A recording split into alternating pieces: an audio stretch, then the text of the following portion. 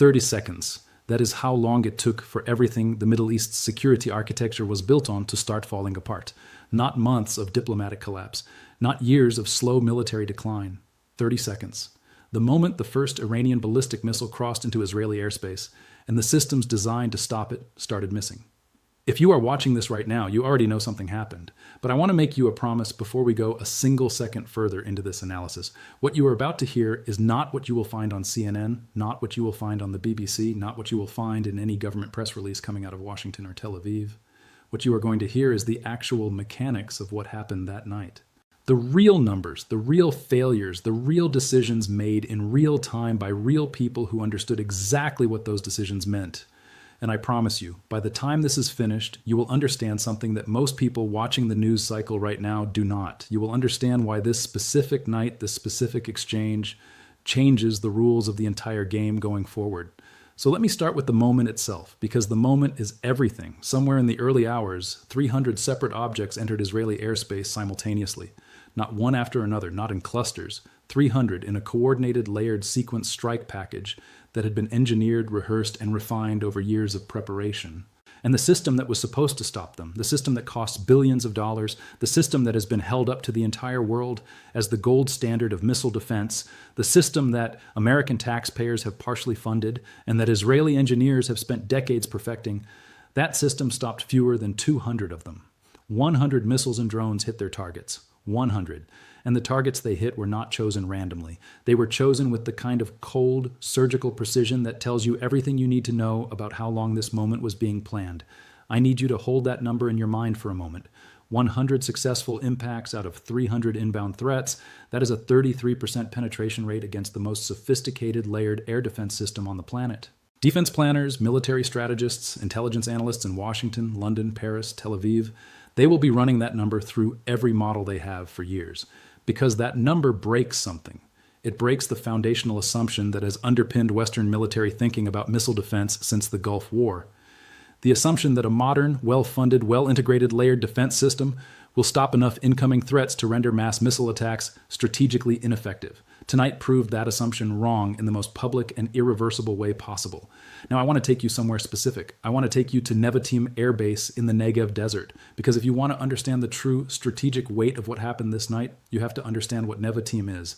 Nevatim is not just a military base. It is the operational home of Israel's fleet of F-35I Adir aircraft. 50 plus fifth-generation stealth fighters that represent the single most advanced, most expensive, most strategically critical military investment the Israeli state has ever made. And I do not mean critical in the sense of important. I mean critical in the sense that Israel's entire offensive military doctrine for the last decade has flowed through those aircraft.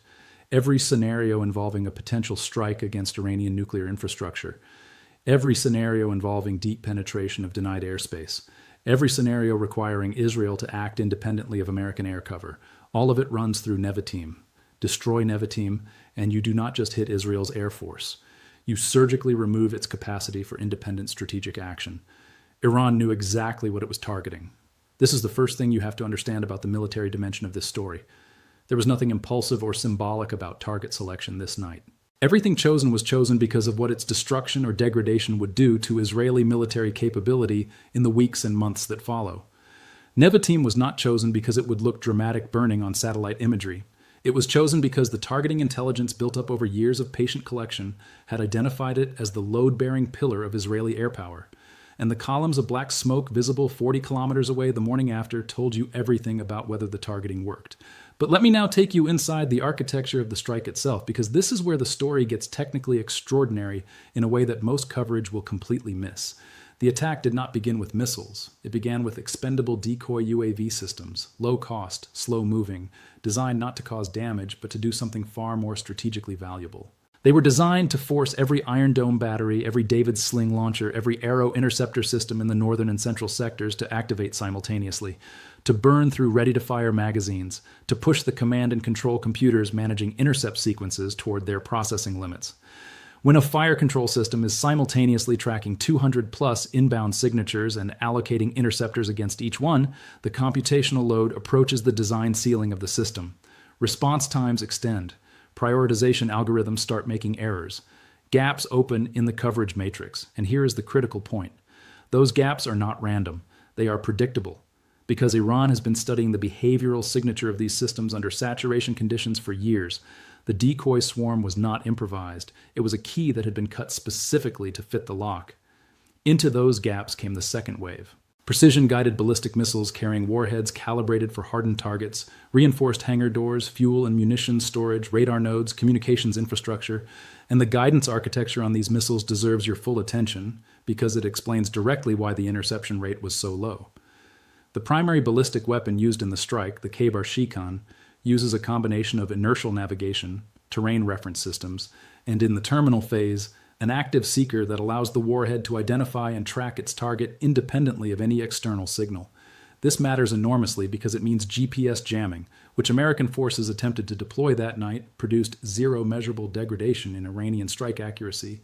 The weapon does not need GPS, it carries its own eyes. And then there is the terminal phase flight profile.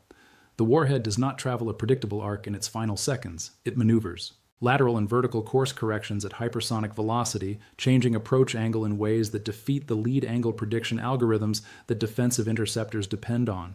To stop a maneuvering reentry vehicle, a defensive missile cannot aim at where the target is. It must aim at where the target will be when the interceptor arrives. If the target changes position unpredictably during that window, the interceptor misses. The Khaibar Shekan was built specifically to exploit that vulnerability, and the results at Nevatim confirmed the engineering worked. Now I want to give you the financial dimension of this because it is one of the least reported aspects of what happened and one of the most strategically significant. A Khaibar Shekan missile costs Iran somewhere between $500,000 and $800,000 to produce. An Iron Dome Tamir interceptor costs $40,000 to $50,000. But doctrine requires firing 2 interceptors simultaneously to achieve reliable probability of kill against a single target, which brings the cost to $80,000 to $100,000 per engagement. When you step up to David's sling or arrow against a ballistic threat, the interceptor cost rises to between $1 million and $3.5 million per round. When Iran fires 300 mixed targets in a single operational sequence, the asymmetry in cost per engagement runs into hundreds of millions of dollars. Iran spends a fraction of what Israel must expend just to maintain its defensive posture, and Israel's interceptor magazines are finite. The production timelines to replenish them are measured in months. The American resupply pipeline, while substantial, carries its own political and logistical weight. This is not just a military story. It is an economic attrition story that has been playing out in slow motion for years, and that just became very visible very fast.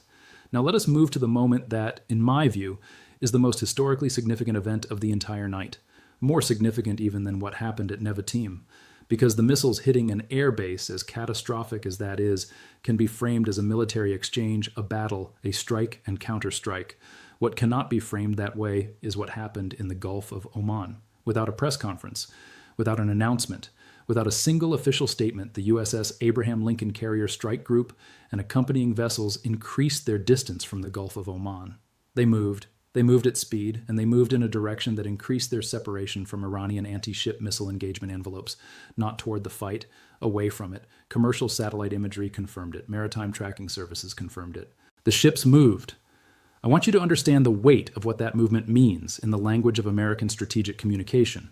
Since the Second World War, the movement of American carrier strike groups has been the primary instrument through which Washington signals its intentions to every government on the planet.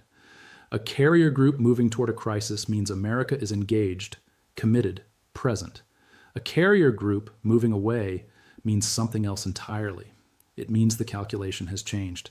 And every government in the world, every intelligence service, every defense ministry that was watching the Gulf of Oman that night absorbed the same conclusion simultaneously. To understand why those ships moved, you have to understand what Iran has built in the waters and coastal geography surrounding the Strait of Hormuz over the past 15 years. The doctrine is called anti-access area denial, and Iran's implementation of it is among the most developed and layered in the world. At the outer perimeter sit Iran's long-range anti-ship ballistic missiles, weapons that approach their targets from above rather than from the horizon, which is the attack geometry that American naval defense systems are specifically not optimized to defeat. The steep dive angle, the high terminal velocity, the maneuvering guidance, These make engagement with standard naval interceptors extraordinarily difficult. Inside that layer sit anti-ship cruise missiles deployed from surface vessels, submarines, coastal batteries, and aircraft, creating a multi-directional threat that must be tracked and engaged simultaneously from different altitudes at different speeds. And at the innermost layer, fast attack craft and submarine forces operating in the shallow, geographically complex waters where acoustic conditions degrade sonar performance and terrain provides natural concealment. The officers aboard those American carriers were not cowards. They were professionals running an honest threat assessment in real time. And the picture that assessment produced was unambiguous. The Gulf of Oman in the current threat environment, with Iranian systems at elevated readiness and Iran's willingness to accept escalation clearly demonstrated by the scale of the Nevatim strike, had become an operating zone where the risk to irreplaceable strategic assets exceeded any reasonable justification for remaining. Losing a carrier to Iranian anti-ship missiles in the Gulf would be the single most catastrophic blow to American global military credibility since the fall of Saigon. The decision to reposition was rational, but rational and consequence-free are not the same thing. And the consequences of that repositioning are immediate and structural in ways that will reshape the regional security landscape for a generation. Every government in the Gulf watched those ships move. Saudi Arabia watched, the UAE watched, Qatar, Bahrain, Kuwait, Jordan. Every government that has oriented its security architecture around the assumption of American protection watched the most visible symbol of that protection recalculate its risk and choose distance over presence. The security guarantee that underpins those relationships carries conditions that were not in the fine print, and now they are visible to everyone simultaneously. For Israel specifically, the implications are direct and devastating. The carrier groups were positioned in the region precisely to deter Iranian escalation, and to provide Israel with the assurance that American military power backed its security commitments. That assurance was tested under real operational conditions for the first time, and what the test revealed was that American support in the moment of maximum pressure was constrained to intelligence sharing and diplomatic statements, neither of which stopped a single Iranian missile. The F-35s at Nevatim were not saved by American intervention. The command nodes that were hit were not protected by American electronic warfare. Israel absorbed this strike largely through its own defensive architecture, and that architecture, formidable as it is, was not enough. Now, I want to talk about something that gets discussed even less than the technical details of the missiles and even less than the movement of the carriers. I want to talk about the quality that cannot be manufactured, cannot be purchased, and cannot be transferred through an alliance agreement. Strategic clarity, the complete alignment between why a military force is fighting, what it is fighting for, and what it is prepared to sacrifice to achieve its objectives. When that alignment exists at every level of an organization, from the engineers who designed the guidance systems to the soldiers who operated the launch batteries that night, the resulting military effectiveness exceeds what any technical inventory analysis would predict. When it is absent, when soldiers are fighting for an abstraction or for a relationship with a foreign patron whose interests may not perfectly align with theirs, the performance ceiling is fundamentally lower regardless of the quality of the equipment. Iran has been in a state of existential confrontation with the American-Israeli security architecture in the Middle East for more than 4 decades. In that time, it has absorbed the assassination of its nuclear scientists, the destruction of its industrial infrastructure through cyber attacks, the killing of its most celebrated military commanders, the progressive tightening of an economic stranglehold that has touched every dimension of civilian life. Each of these actions was intended either to break Iran's will or degrade its capacity. Each of them failed, and each failure deepened the technical expertise, the operational sophistication, and the strategic determination of the Iranian military establishment. The soldiers who operated the launch systems that night were not fighting for a paycheck or a foreign policy abstraction.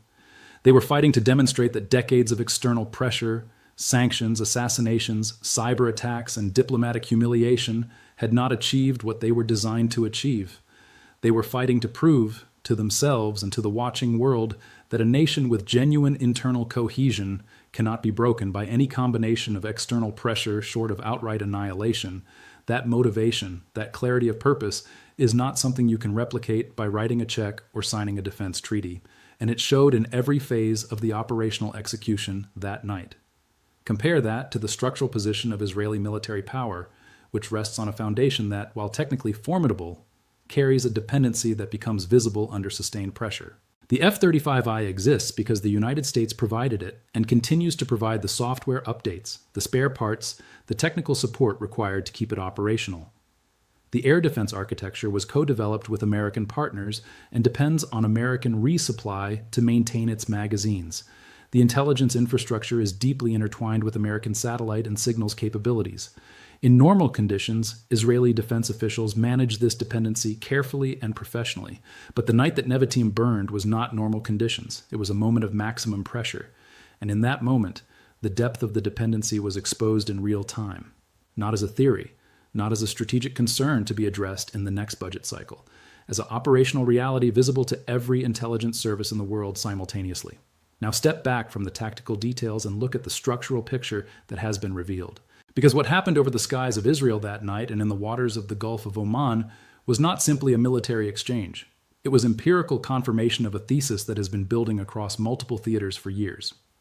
The thesis that the unipolar moment, the period following the Cold War during which American military dominance was sufficient to determine outcomes across every significant international security situation, is not fading. It is over. The mechanism through which American dominance expressed itself most coercively in the Middle East has been the carrier strike group. When a crisis emerged, Washington deployed carriers. The implicit threat of American air power hanging over every calculation produced compliance, deference, a general suppression of adversarial action.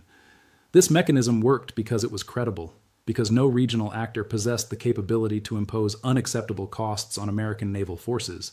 Tonight, Iran demonstrated precisely that capability, and the repositioning of American carriers in response is the visible marker of a credibility threshold being crossed. A moment after which the mechanism of carrier-based deterrence in this theater operates under conditions it was not designed to manage. The Gulf states are watching this moment with a mixture of anxiety and strategic recalculation. For decades, the assumption